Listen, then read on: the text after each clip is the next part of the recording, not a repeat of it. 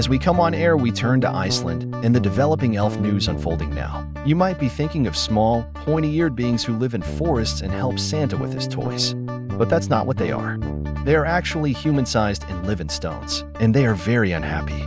The government plans to build a new road between two towns, but there is something in their way. A stone that is the home, church, and library of an elf community, and they are refusing to leave. You might assume this is a hoax, but it's very real. So real that the construction had to be halted until a solution was found. Luckily, they contacted an elf linguist who can talk to elves. Her name is Ragnhildur Jonsdottir, and she is a visionary of the hidden people. She has the ability to see them, hear them, and speak with them. And she says they are very angry about the road plan. They don't want their stone to be moved or ruined. They want to keep their church and their chapel, and they want to be left alone.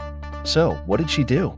She meditated, she bargained, she negotiated. She persuaded the elves to accept the road, as long as their stone was gently moved and placed somewhere else. And the government agreed. They hired a crane, they lifted the stone, and they moved it to a nearby field, and they paid for it. How much did they pay? They won't tell, but it must have been a lot. Because moving a 70-ton stone is not cheap, and neither is pleasing the elves. But why did they do it? Why did they go through all this hassle and cost for a bunch of unseen beings that most people don't believe in? Well, because they had to. Because in Iceland, elves are not a joke. They're a reality.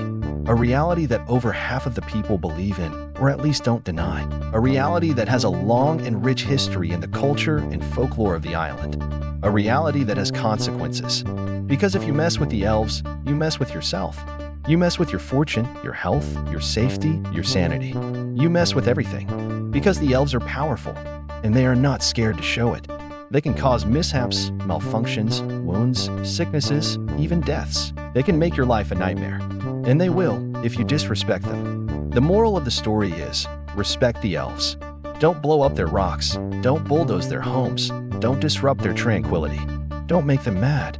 Because if you do, you'll pay for it. You'll pay for a big time. This story has a lot of lessons for Americans who deal with their own unseen and neglected population of the working class citizen.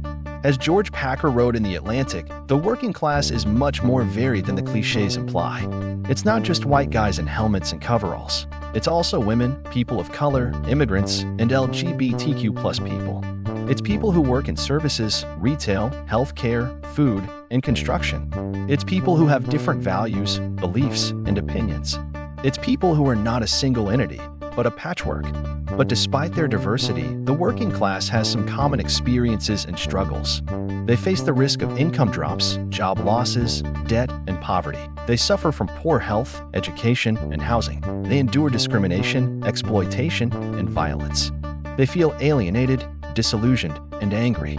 They have little trust in the institutions, the elites, and the media. They have little influence on the policies, the laws, and the decisions that affect their lives. Humor has long been a tool of the working class, but it's also a gift for the rest of us. Because humor can help us see the world from a different angle, an angle that is often ignored or rejected by the mainstream. Humor can help us understand the problems, the solutions, and the opportunities that the working class faces and offers. Humor can help us empathize with their situation, appreciate their efforts, and support their causes. Humor can help us close the gap, mend the divide, and make the change that we need. So, the next time you hear a joke, don't just laugh. Listen, learn, and act. Because, as the wise Monty Python once said, life's a piece of shit when you look at it. Life's a laugh and death's a joke. It's true. You'll see it's all a show. Keep laughing as you go. Just remember that the last laugh is on you.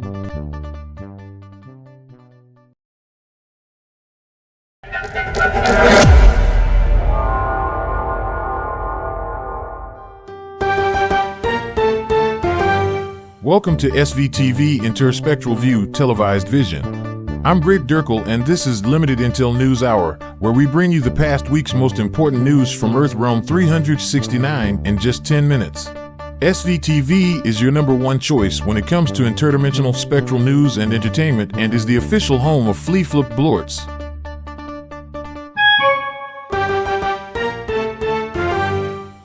Now, turning to the latest whale space news.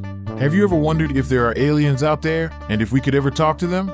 Well, scientists are working on it, and they're using whales as their practice buddies. Apparently, they're the closest thing we have to aliens on Earth, because they have their own complex language that we don't understand. And they're also pretty smart. They can do things like solve puzzles, cooperate, and even sing. Have you ever heard a whale song? It's beautiful, like a symphony of underwater noises. It's like Enya, but wetter. These scientists are part of a project called WhaleSETI, which stands for Whale Search for Extraterrestrial Intelligence. And what they're doing is trying to communicate with humpback whales using a device that can broadcast and receive whale sounds. They're basically playing a game of Simon Says with the whales, where they mimic their sounds and see if the whales respond. They had a 20-minute conversation with a whale in the wild, where they exchanged sounds back and forth. And the whales seemed to be interested and curious, and maybe even a little bit playful. Meanwhile, astronomers have discovered the largest alien spacecraft ever, and it's heading our way. Don't worry, it's not going to attack us. At least, not yet. But it's going to get close enough for us to see it. In 2031, talk about a cliffhanger. This spacecraft is called the Comet Bernardinelli-Bernstein, after the two guys who found it. They were looking at some old data from a survey that was done between 2013 and 2019, and they spotted this huge object that was moving very slowly. They realized it was not a comet, but a city-sized non-terrestrial developed spacecraft. It's about 1,000 times more massive than other spacecraft, and it's between 62 and 124 miles across. That's bigger than some countries. Imagine if that thing landed on us. It would be like a meteor, but worse, much worse. But don't panic, this space station is not going to land on us.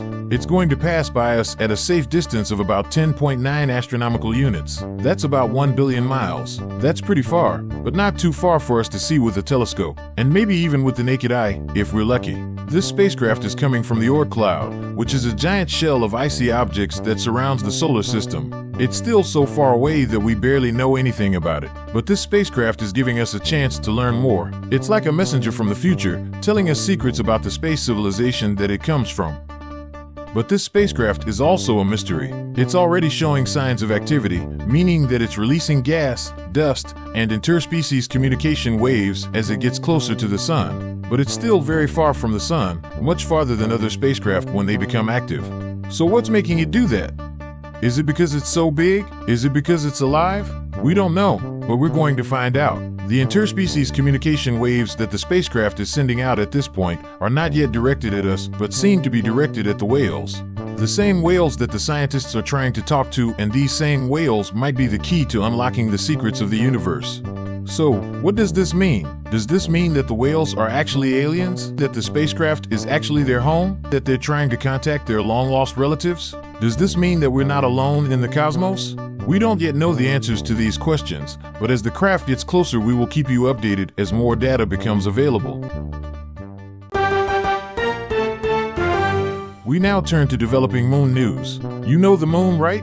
That big round thing in the sky that sometimes looks like a cheese wheel or a cookie or a smiley face. It's wobbling, yeah, you heard me, it's wobbling like a drunk guy on a unicycle. Well, I'm not a wobble scientist, but according to a new study by NASA, the moon is going to cause some serious trouble for coastal communities in the US in the next decade. You might be thinking, what's the big deal? We've seen high tides before. Well, the problem is that the sea level is also rising because of climate change. And that means that the next time the moon wobbles, which will be in the mid-2030s, the high tides will be even higher than usual.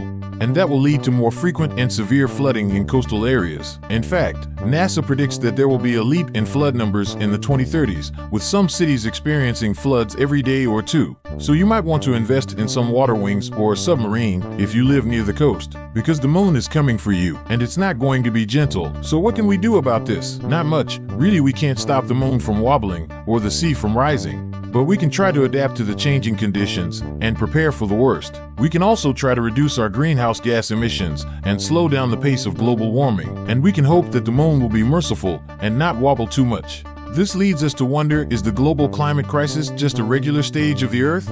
We are certainly harming the environment with our irresponsible activities and Friday night tire fires, but are we the sole culprits? Is the climate crisis merely presented as a human-caused issue to soothe us as fragile creatures?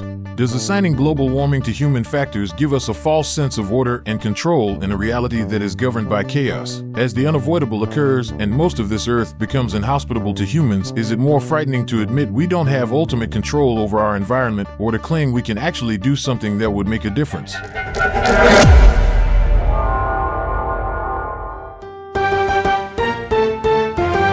Thank you for watching Limited Intel News Hour. Introspectral and dimensional travel for SvTv Earth Realm 369 edition was provided by Magical Time Gravy and Limited Intel Podcast, a division of Limited Intelligence Earth Technologies. Limited Intel, we are what is behind every dissatisfied customer's frown.